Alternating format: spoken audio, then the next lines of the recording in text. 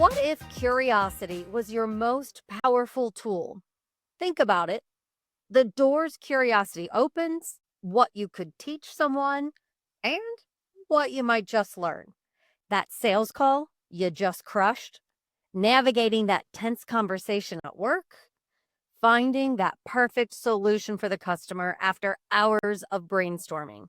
You guys, each one of those scenarios is all about curiosity. Legit. If you don't remain curious to get to the root of the problem, to innovate the best possible solution, to heck, insert a million things here. Without curiosity, you just lost your edge. Hey there, I'm Becky Freemall, and here's what I've got for you. Curiosity advantage. Adding on to that is just remember why. Remember why you're doing it. Remember why you do it, why you like this product, why you like this place in your life. As long as you always keep that curiosity, and central focus of why you're doing something, you'll usually come up with the answers. Hello, everyone. Today, I am so excited to welcome Patrick Webber and Jeff Kingsbury, co-founders of Basecamp Co-Pack. Their Colorado-based company helps food entrepreneurs from really kind of those just starting all the way up to established brands scale their businesses with a full suite of services, including co-packing, R&D, and a lot of consulting, from what I understand. Jeff, Patrick, welcome to the show. Thank you. Thanks for having us. Thanks for having us. Excited to be here. Absolutely. Well, I want to start just with that. I mean, I know it's in your title, Basecamp Co-Pack, but, when we spoke earlier, you did share that you also find yourselves being quite a bit of consultants, if you will. Tell me a little bit about Basecamp Co-Pack from all the, we know these are the things we're going to get from you, and maybe some of the side hustle stuff that you just help people out with. Well, yeah, I would say, we had our experience. If you look at our website, basecamp.com, it kind of tells basecampcopack.com kind of tells our story a little bit. We had some bad experiences with the co-packer. So one of the main tenets we wanted to be for our business was to be good ambassadors to the industry. Co-packing can be a tough business. It's a little bit cutthroat, especially when you're small and starting out. And we really it was really important to us to give people a fair chance. So there's a lot of things that we don't monetize that most co-packers do, like consulting. We don't necessarily charge for some of these things, and we just want to get people set on the right track and give them a fair chance. And that's something we say over and over again. We just want to give you a fair chance. If you don't make it, maybe it's your marketing, maybe it's your product, maybe it's your cost, but it's not going to be because your co-packer was irresponsible with your product. Patrick, do you have anything to add? That's the culture we wanted to put in place here. On a real basic level, we produce, food products. We started as a bar company, energy bars, and we parlayed that when we decided to widen that brand down. Jeff and I stayed on and turned it into co-packing. So we make food products of all sorts, working with people that are just trying to jump out of their kitchen from a commissary, or they're already established brands. So from small startup all the way to fairly large, co-packing is sort of our basis of what we do here. And then also, the consulting, that's for anybody. People can call up and ask us questions, and we're happy to answer if you're not a client. And I think that fits beautifully into curiosity and the importance of it, which is, I think, from both sides. Obviously, people come to you for the packaging aspect, but if they do remain curious, they realize you guys have so much more to offer, and maybe hit upon that, like, hey, help me with this or help me with that. What are some of the things that you guys found from your end really helped you when it came to remaining curious in your journey? Because as we all know, entrepreneurship doesn't necessarily bring you on the straight line path. That is a very true statement. No, I think at the beginning of this, I don't know that Jeff and I figured we'd be making other people's products, and we started making our own. And so it's, I guess, being curious is just being open to whatever path, whatever door may open. And, we really just sort of embrace, the challenges that come. We know it's a challenging, all entrepreneurship is challenging, but the food industry, very challenging. We didn't know anything. We came from restaurant business, so we had some inkling on that side, but totally different on wholesale food. And so we just kept an open mind and talking to other people. That's where you network. That's where you meet people. That's how you hear stories. That's how you find motivation. So listening to people and their journeys, that's what's really super rewarding here, is that we knew what our journey was to get here.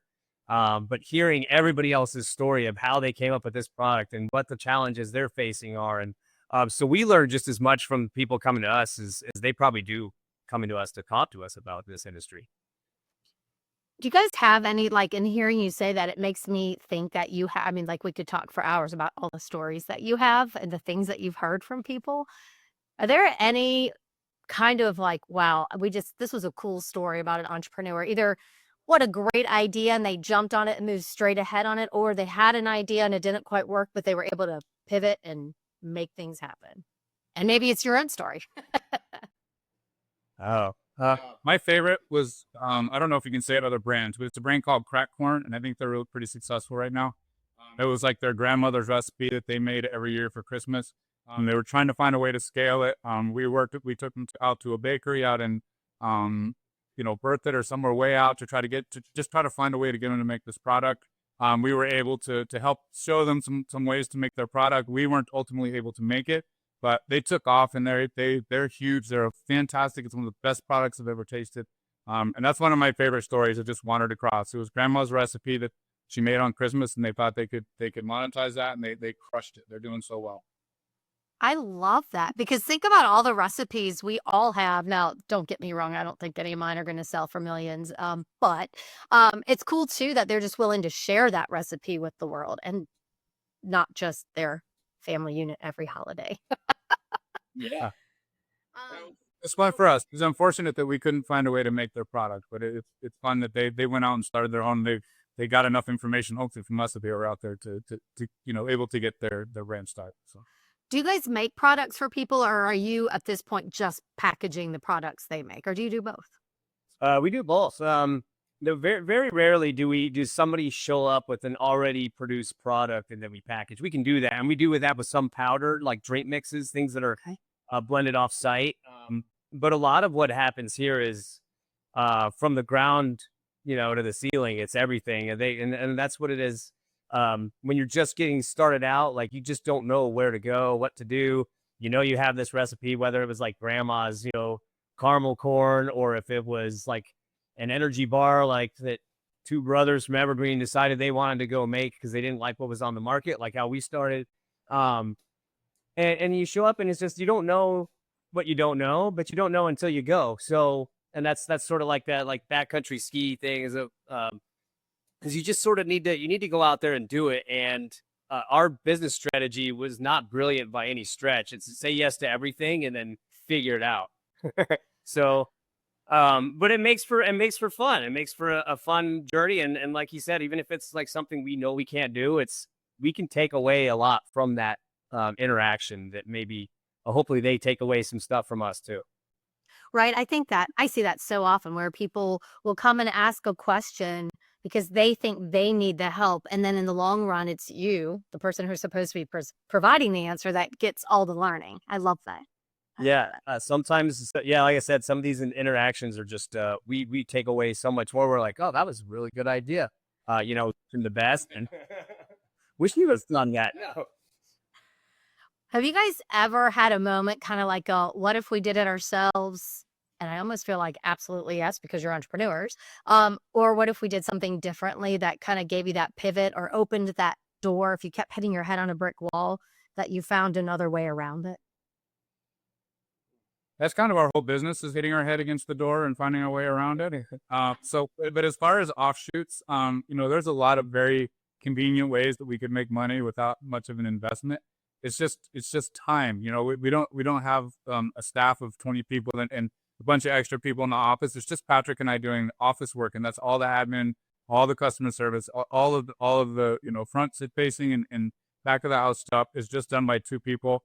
To do any of these business offshoots, we need basically another person to do it. But there's tons of opportunities in food, and there's so many different avenues that we could take that could be revenue generating, or could change our futures. It's just it's a time issue more than anything else. And I think when we go back to that curiosity idea, I just think your company is like that perfect example of that, because it was like, okay, we're going to co-pack and, to your point, also make.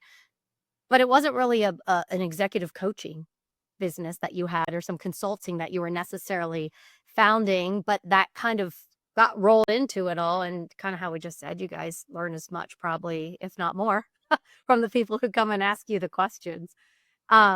Is there anything that you do or that you could share with us about how you explore that vision when someone comes to you, and maybe even help them challenge their assumptions? Like, hey, ABC is how we're going to do it because we've done the research and this is what we know. And then you hear that and go, oh, maybe you should look at this or that. Yeah, Jeff and I are pretty plain speak people. So it's we offer advice when it's asked for, probably sometimes when it's not, but we do like to say that, we did start as our own food brand, so we have been in the shoes of the clients that come to us. So we do understand the pain points and the the how hard that trail can be. And then being on this side, obviously, we don't have to deal with a lot of the outside questions. But what's nice though is that a lot of times they can say, hey, you've done this before, like you've worked through these problems. What did you do? And we can just lay it out there. And obviously when we see something glaring right at us, we'll say, hey, just, FYI, this is your call. We'll do it how you want to do it, because this is your journey. And hopefully you'll just take Sarong for the ride. But this is what we saw, and this is what happened. Now I know that the world's an ever-changing place, and our answers might be outdated at this stage in some of these areas too. But yeah, I mean, so we'll try to offer up any type of piece of, even if it has nothing to do with, even if you want to know, like, what should we feed our kids for breakfast? Like, I mean, I don't know why you would ask us that, but maybe we've got an answer for you, because, well, we got Might be a really good bar to package. There you go. You never know.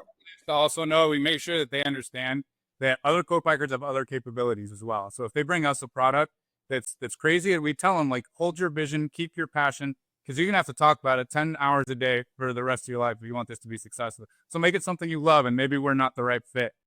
Sometimes, to fit into a co-packer, you might have to make concessions. But if the most important thing is your product, don't just attach to us because we're swell guys. Like, there's other co-packers out there that can make your product. So that's something that we enforce when people bring us a product that maybe we're not familiar with as well. I just love what you said, because there are times, you guys, oh my gosh, have we not always heard that, like, do what you love and the money will follow? And I love that phrase. And then there are parts of me that are like, that's nice, but I've got to pay the mortgage today. Like, I would love, but there is that balance. And I mean, just from my perspective, I always was a W-2. I don't have the entrepreneurial background you guys have. Marketing, I got it, nonstop. Overflowing. But if you're like, all right, you got to start your own business. A couple years ago, I would have told you were absolutely nuts. I would have been like, nah, I'm good. I'm just going to market for somebody else. But thanks. But yes, I did I didn't like just jump off a cliff. I was very calculated in the risk, but I made sure that I finally just took the risk. And you're so right. I mean, you do talk about this all day every day about marketing for me and for you guys, food, packaging, all of that. And I love it. And I think it comes through. And I think if I didn't love it, you would also know in about a heartbeat that is, I'm just like, I just want to pay the mortgage. Do you guys ever help people with, like, I don't know, do you have like a set of questions that you help people see their product from a new angle? Or, and I don't know if you necessarily have like a checklist that you're like, tick, tick, tick. All right, we got to ask these questions. I'm sure they just kind of organically come up, but do you hear yourself asking any one question more than another? I think so. The first thing we want to know is we want to get an idea of the scope of the project. So, for example, allergens are really big in our industry.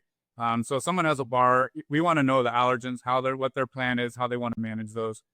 So allergens are probably the first question that P and I are looking at when we're looking at any product, is we want to know, like, if there's milk in one and almond in one and peanut in one. That's on the small scale, that's a production nightmare to have these separate allergens. So we want to know that in advance. And like Patrick alluded to earlier, we want to tell people we can do this. We don't want to disrupt your vision. We just know on a small scale that it's very difficult to manage. So I would say that's kind of the first question that we go through with people. The first questions we get are always MOQs and lead times. You know, that's usually in our turnaround, our first questions for people are how they want to manage their allergies, sort of what they think their initial order is going to be, what they're, you know, if they have a plan, like are they trying to finance the next run with this run? We kind of want to get an idea of the scope of their whole business. You know, and thinking about the whole like remain curious or I'm a lifelong learner. I mean, I'm not gonna lie, again, back to that eye roll. I promise I don't eye roll all the time.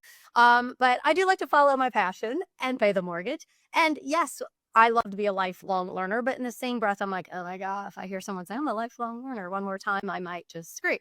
But it is so important to be, sorry, a lifelong learner. And there really is a ton of advantages to staying curious. And I just was curious from your standpoint and in the industry you're in, how you guys keep up on, like, I don't know if it'd be new trends. And it just made me think of this, like of ingredients. I mean, back in the day when I was born, peanut allergies weren't that big of a thing. And I'm sure that is a huge change for food industry now, or consumer demands and AI. Everyone's talking about technology. How do you guys stay up on that? And how does that impact what you're doing day to day?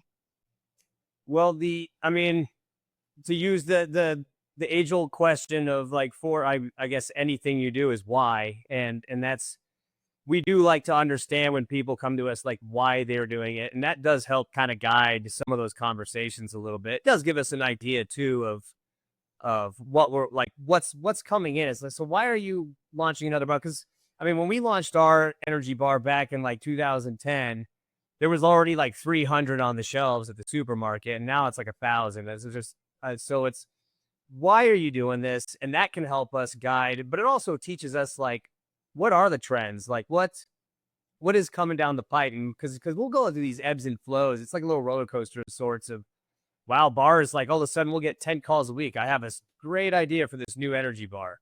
And then it'll disappear for like months on end, and then all of a sudden it'll be like oatmeal. So it's finding the trends in that. But then as far as like technology, you know, there's a lot of industry reads and things like that we can stay on. But for the most part, we kind of have to stay on that, because when people do bring us products, if we do want to help them out, there's a little bit of legwork in trying to figure out like, okay, well, if we don't have in-house what can produce your product and get you to where you want to go, where can you get that? Can we get that? Because we'd rather not kick people out to other co-packers. We'd rather keep them here. But it just depends on what that investment is. But yeah, it's asking why. Why are you doing this?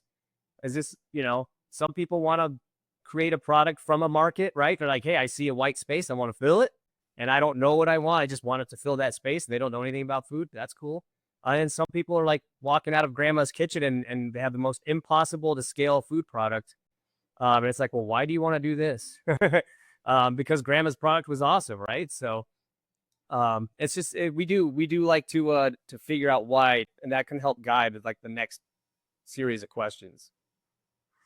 If you had like a pie chart, if you will, of learnings and the sources, like where you've learned the most, is it from reading books? Is it from conferences and trade shows? Is it from asking why of customers who come to you, potential clients? Where do you get your learnings the most? Where do you find the biggest advantage? Is it like making mistakes? Say 90% of that pie is falling on your face and figuring out what. 100% making mistakes. Yep. Yeah, I mean, that is actually it. I mean, you do get some from reading, going to conference, like networking, talking to experts such as, you know, like yourself on marketing. It's important if you're going to do all things in the food business, is to sort of keep up on a lot of that. But yes, for us, it's always just, like I said, you say yes to it, figure it out as you go. That's the way we learn, the hard way, I guess. I think, well, you know, and one of the things I always talk to people about in the marketing realm, and it's called the hierarchy of effects. And so that you both don't completely glaze over, I won't go too far in to the hierarchy of effects, but they're buckets. And it's basically a think, feel, do. People think, they get the knowledge, they have the spreadsheet, then they start to feel.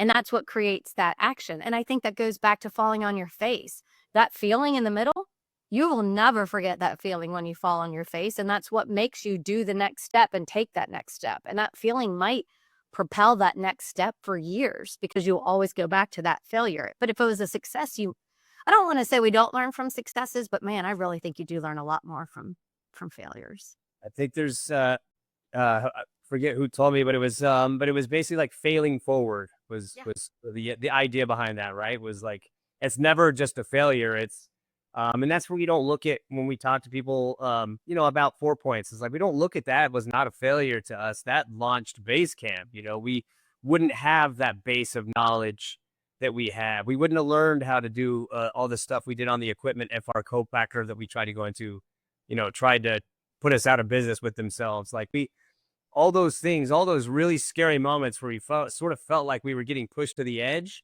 and we made it back out onto solid ground was like, those were the ones that we always hold on to. We're like, whoo, that was close. But you know what? Now we know where the edge is right here. So Right. I think it's interesting too. I think a lot of the stuff that you learn are, oh my gosh, like what is that book? Everything you needed to know you learned in kindergarten or whatever it was. But there's so much I think that happens throughout our lives that set us up for these moments. And when you were talking about falling on your face, oh my gosh, you guys, I had two boys. They both play soccer. And at the exact same time, they're different age levels. They'd made it to states. I'm in Virginia. And the nationals were in Denver, which is how I met you guys, because I came out to Denver. That's what started this whole party. As I moved on out that way for a week or two in July. And that is because my youngest son, his team won in kickouts in the final second, and my oldest lost in the last 45 seconds.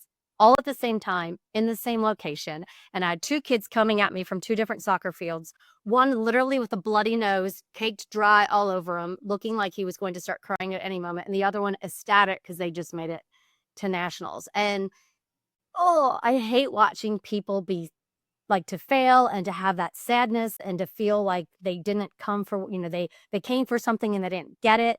But you guys, I think that my eldest, who maybe didn't make it to Denver, won so much more in that moment. Sorry, youngest son, than my youngest son. And I just think there's so many parallels like that in personal life and in your work world. One other question I have is talking about staying on top of the trends, flipping that and saying, was there anything early on that has just as an entrepreneur stayed tried and true that you're like, you know what? Lots of things change in this world, but this is like a constant and you just got to stick with this. not a lot of that around here. No, we really do change. I mean, all of our equipment's on wheels, and I feel like Patrick and I are on wheels too. Like we change, we adapt quickly. There's not a lot of constants here. There's not a lot of things bolted to the ground, either physically or existentially. Like we are definitely mobile all the time. The one thing that if there is something that we drill into the ground, it's our culture. It's the way that hopefully our clients feel treated. Hopefully our staff feels treated. Hopefully our landlord, our purveyors, our suppliers, hopefully they all feel treated. They're seen, acknowledged, and respected when they interact with Basecamp.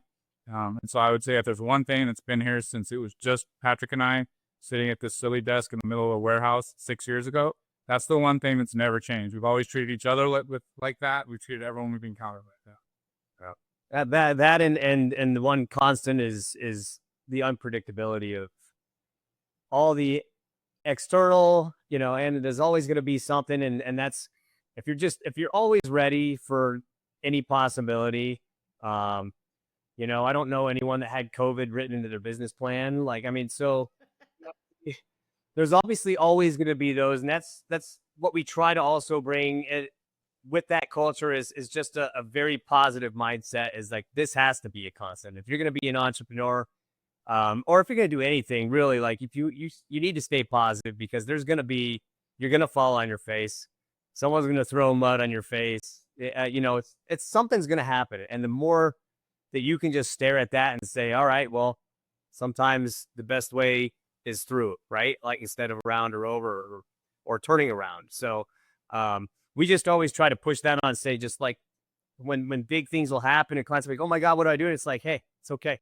Like, it's, this is going to happen every day in some form or fashion. So just, if you want it, and it seems like you're here because you do, that's the constant is just constantly stay positive and be prepared for anything. All right. Again, Patrick Webber and Jeff Kingsbury with Basecamp Co-Pack. That is who we are talking today for Curiosity Advantage. And I would like to give you guys an option at this stage. I sometimes have some fun and do some rapid fire questions, or we flip the script and let you guys ask me questions, and I will let you pick which one do you want to do. Hit us. Rapid fire. Let's go. Rapid fire. All right. And I say rapid fire like I sound so badass, but let's be legit. I'm not that rapid fire. But we're going to go with it. All right, Jeff, this one's for you. What's a food trend you secretly hope never goes away? I like the adaptogens, the mushrooms in food. Okay, Jeff, or not Jeff, you already did that. Patrick, you're next. If you could only eat one food for the rest of your life, what would it be? Brisket. Brisket. All right, fair. All right, Jeff, coffee shop or kitchen table for your best brainstorming sessions? Kitchen table. Patrick, I'm going to, same for you. Whoa, sorry, what was the question? Coffee shop or kitchen table for your best brainstorming session? Oh, kitchen table. Yeah, I got to agree there. And I feel like, Jeff, I totally talked over you. What were you saying? I apologize. It's your show. I apologize. No, babe, this is us. This is our fun, not mine. All right, I'm going to ask both of you. So whoever goes first, you can pull the short straw. What's one baking ingredient you cannot live without? Butter. Oh man, butter for sure. Yeah, I don't know. I'm gonna steal. Can I steal his answer? Oh, we're not. I don't a lot. So, Bob, can he steal the answer? No, just kidding. All right, and here's my last one.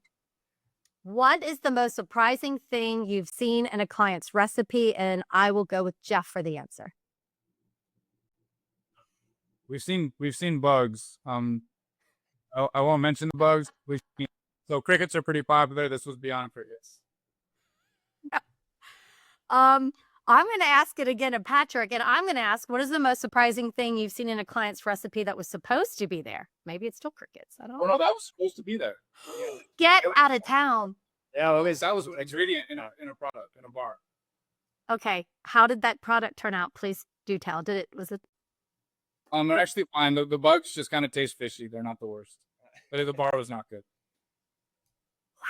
Wow. Okay. Fair. I legit thought you were like kind of going off like, oh, we found a bug in an alternative protein. Yeah, big thing right now. It's a big thing. And if you remember, there was like the cricket protein there for a bit, and then yeah, people just get creative. They're always, like I said, they're always looking for that special sauce, and because there's so many bars out there, what hasn't been done, and yeah, not a lot of people putting bugs in theirs. But I think they're still out there. So yeah, all right. There's a market for that.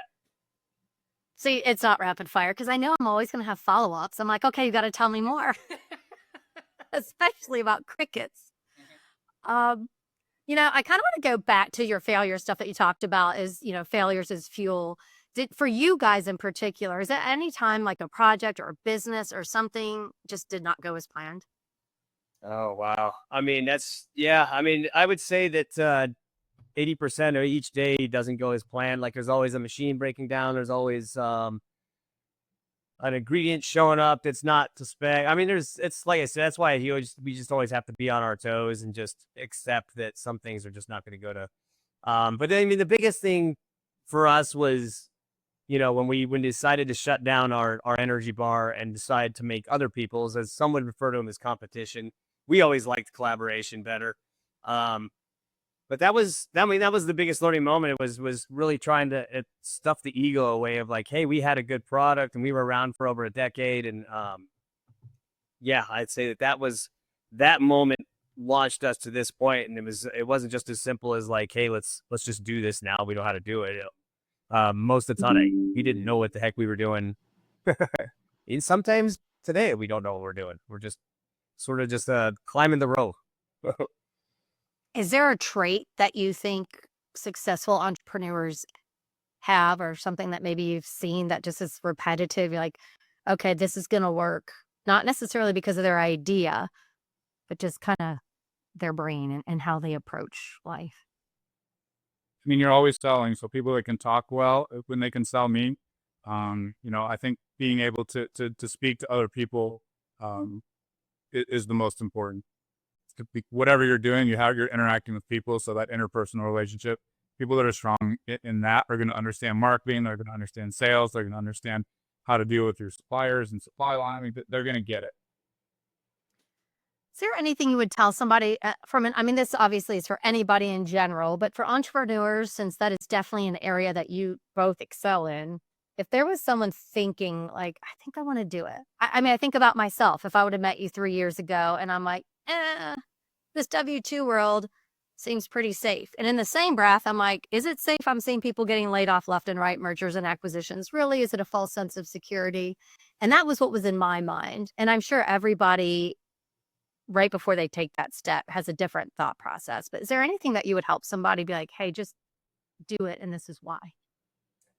I can speak to my drive for, there's the easy answer is like, it's much more fun to work for yourself than for someone else. Not from the general idea of just like not being told what to do, but like, it's just a sense of accomplishment and a sense of control of your destiny.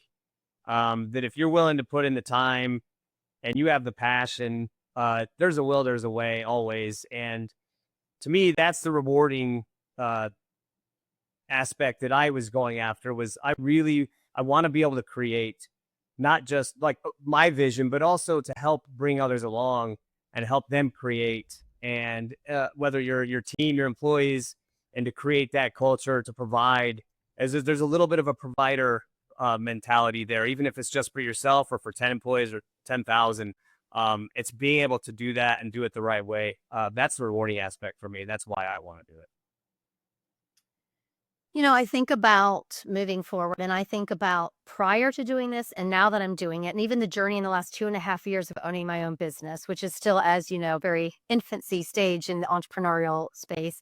The scare factor is legit. And I think when I first got into it, I saw so many people kind of like you guys. It just seemed so calm. And I was like, how are they doing that? 2 years ago, it was like, what happens if I can't feed my babies? What happens if I can't, pay the mortgage? And, the list is long of all the things of why not.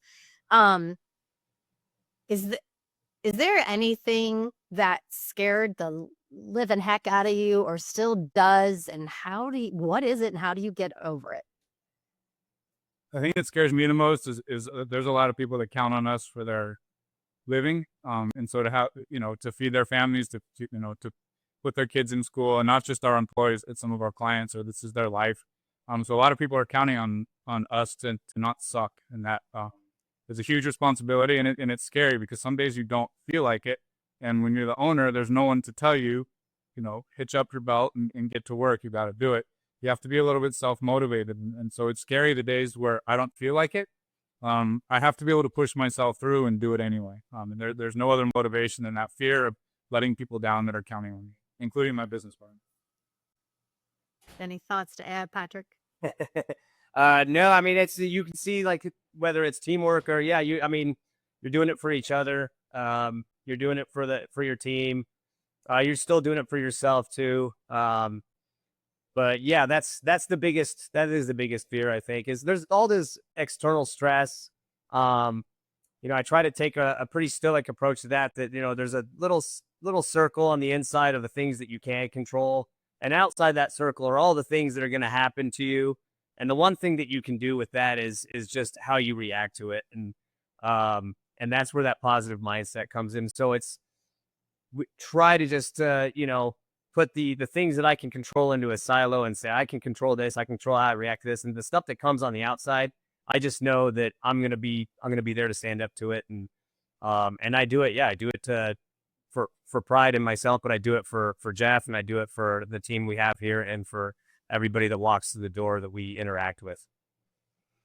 Before we go, I would love to kind of just give the floor to you without any really specific question, but just any parting words of wisdom that you might share with anyone when it comes to the importance of curiosity in leadership, or an entrepreneur who maybe has this great idea and is at a crossroads and kind of unsure their next step, or anything else, just kind of a parting word of wisdom. And I'll give both of you guys a chance to answer that. I'll say, don't quit when it gets hard, because that's when everyone else quits.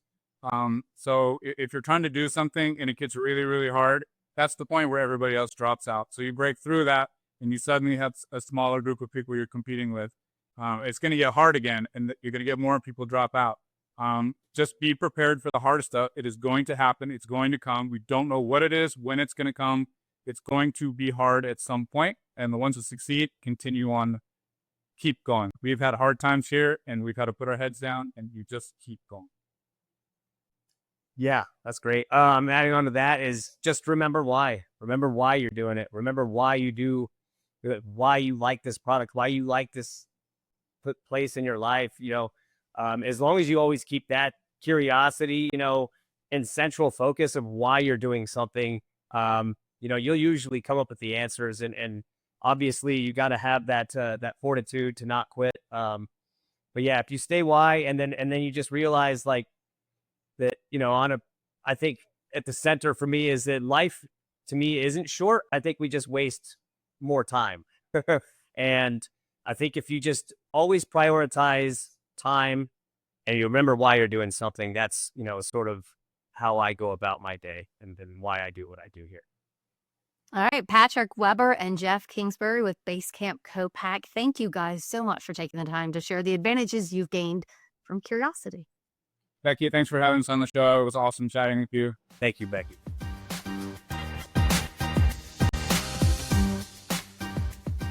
The most successful businesses, the strongest teams, the biggest breakthroughs, they all started by harnessing curiosity. So what's your next best step? Make it a non-negotiable discipline. Make the intentional choice to challenge assumptions, to seek out the unknown, and to explore the space between the lines. Curiosity isn't a grand strategy. It's a daily practice. It's the small, intentional shift that rewrites the playbook and keeps you ahead of the game. Thanks for joining me on this episode of The Curiosity Advantage. Until next time, stay curious.